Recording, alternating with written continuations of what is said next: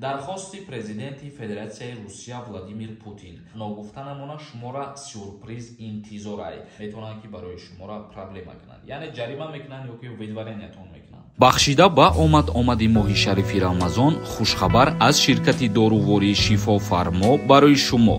Фитобочка ва ҳиҷома кардан барои шумо ройгон, яъне бепул. Метавонед худро номнавис кунед.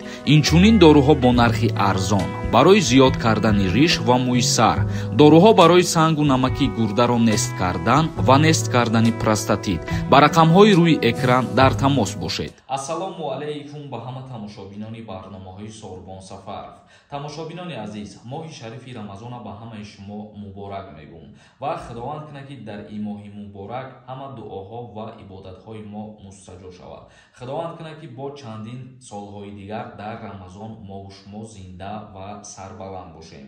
Тамошобинони азиз, ба маълумоти ҳамаи шумо як ахбороти нава мерасонам. Дархости президенти Федератсияи Русия Владимир Путин барои тартиби додани шаҳрвандӣ ба муҳоҷирон. Раиси ҷумҳури Русия аз мақомоти кишвараш хостааст гирифтани шаҳрвандӣ ва иҷозаи кору зиндагиро барои хориҷиҳо бояд сода ва рақамӣ кунанд, то барои ҳама фаҳмо бошад. Владимир Путин дар ин бора ҳафтаи ҷорӣ дар ҷаласаи васеи Вазорати умурии дохилии Русия ибрози назар андохтааст. Гуфта мешавад ки президент хост мақомот назоратро ба раванди муҳоҷират пурзур карда то 1 июл пешниҳодҳоро ироа кунанд. Яъне ки барои ҳар нафаре ки дар Федератсияи Русия зиндагонӣ мекунанд ё кору фаъолият мекунанд ва мехоҳанд ки шаҳрвандии Русияро дастрас кунанд, гирифтани шаҳрвандии Русия ва тартиб додани ҳуҷҷатҳо барои шаҳрвандии Русияро гирифтан барои ҳама бояд сода ва фаҳмо бошад. Ва инро президенти Русия барои анаҳамон мақомотҳо муҳлат дод то 1 июл тағйирот ва иловаҳо барои тартиб додани ҳуҷҷатҳо ворид карда шавад.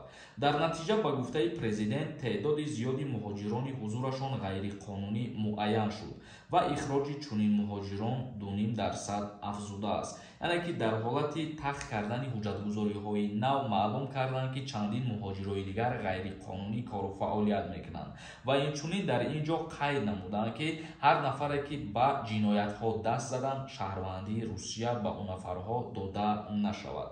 Дар ин ҷаласа Владимир вазири корҳои дохилӣ гуфт: дар як соли гузашта дар манзилу ҷои кории муҳоҷирон, сохтмон, марказҳои савдо ва хидматрасониҳои наздик ба 300 000 рейд гузаронида шуданд барои муҳоҷирони корӣ дар Русия.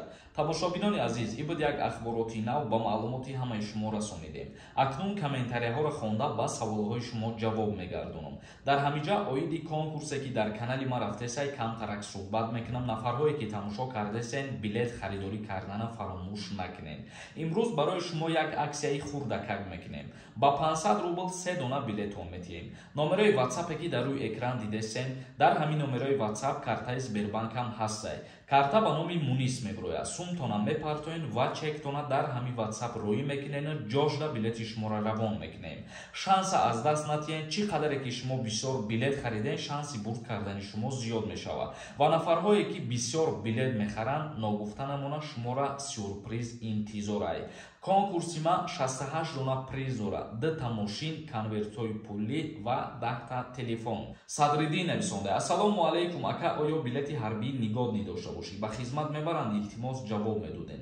Дар ҳолате ки билети ҳарбӣ нигодни шумо фалшивӣ набошад, дар ҳақиқат ягон беморӣ дошта бошӣ, ба хизмат намебаранд шуморо. Акмал Муродов нависонда: якум комментария. Моҳи шарифи Рамазон муборак бошад ба ҳама мусулмонон. Худованд ба ҳаматон то охирша рӯза гирифтана насиб гардонад.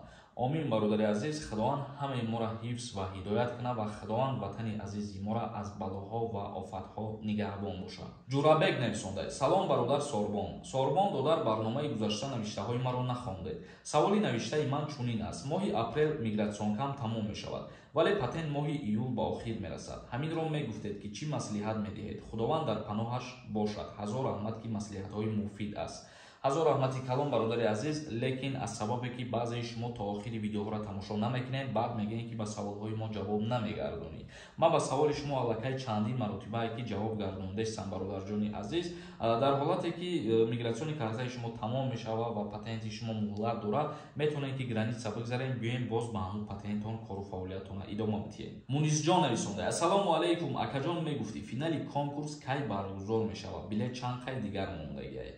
нафарҳое ки ай конкурси ма билет харидагиен, хитон медонед ки тақрибан 12-13 рӯз шид ки мо билет фурӯхтесем, аллакай 80% билетҳоро фурӯхтем. 3500 донаи дигар билет мондагиаед. Инами касе ки ёзи тамошо кардесай, яктаи ё дутаи билет бихаред, мумкин тамом шавад.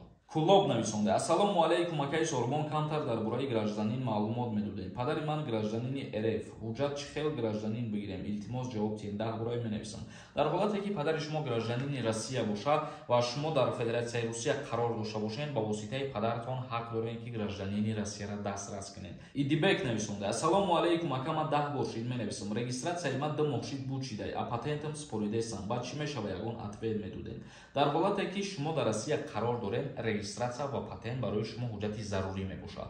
Ба ҳамин хотир вақте ки регистратсия надоред, метавонанд ки барои шуморо проблема кунанд, яъне ҷарима мекунанд ё ки видварениятон мекунанд. Шӯҳрат нависондай: ака, патент кай ай байн мерава? Акаи Сорбон: патент ма фикр мекунам ки аз байн намерава, бародари азиз. Мирзоев нависондай: паспорти русӣ ҳам тоҷикӣ дошта бошӣ, дар пожарни кор карда метавонӣ? Ҳамина ҷавоб медодед.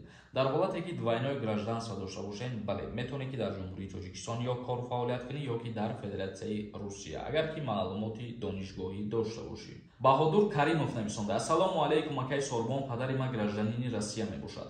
Фамилияи падарам Шарифов мебошад, ай ман Шарифзода. Ман метавонам паспортта биспорам, ба зода маро қабул мекунанд ё ин ки не? Бале, дар ҳолате ки мисол мегирем, паспортни стол дар ҷумҳурии Тоҷикистон мерем барои ягон ҳуҷҷат торӣ кунӣ, дар ҳамуҷа бинед намунаҳош ҳастай, фамилияҳои зода шаҳрвандии Русия гирифтагианд. Мумкин ҳастай ва иҷозат ҳастай, метавонӣ бигирӣ. Як каси дигар нависонда: ассалому алайкум, ака, ҷавоб надоде. Чанд бор пурсидем дар масъалаи переселения. Оиди переселения кардан ягон мавзӯи алоҳида мекунем, баъд хубтар мефаҳмем, чунки дар байни видео гап занам, фикр мекунам ки боз чандин нафар ба саволаш ҷавоб нагирам мумкин. Як каси дигар нависонда: бозӣ кай мешава, ака? Чияй аксия тамом намешава? Як моҳ шид. Як моҳ нашида ёли. 12 ё 13 рӯз шида ки мо билет фурӯхтесем ва ман ба шумо доим мегӯям ки касое тамошо кардесем, ақаллан яктаи дутаи билет бихаред, билетҳои мо тезтар тамом шава, мо финала аниқ кунем. Ҳасан Мирзоев нависонда: акаи Сорбон, ассалому алайкум, ман ҳуҷҷати якаписарӣ дорам, соҳиби як бача ҳастам. Таваллудум 1996, ҳамин сол мешава 1 январи 2024, аблава дигар намебарад. ҷавоб диҳед. Дар ҳолате ки ҳуҷҷати якаписарӣ дошта бошӣ, ба хизмати ҳарбӣ даъват намешавед. Як фарзанд дорӣ ё ки фарзанд надорӣ, даъват намешавед. Тамошобинони азиз, ба ҳамин видеои имрӯзара ҷамъбаст мекунем. То барномаҳои оянда, худованд ҳамаи мо шуморо нигаҳбон бошад.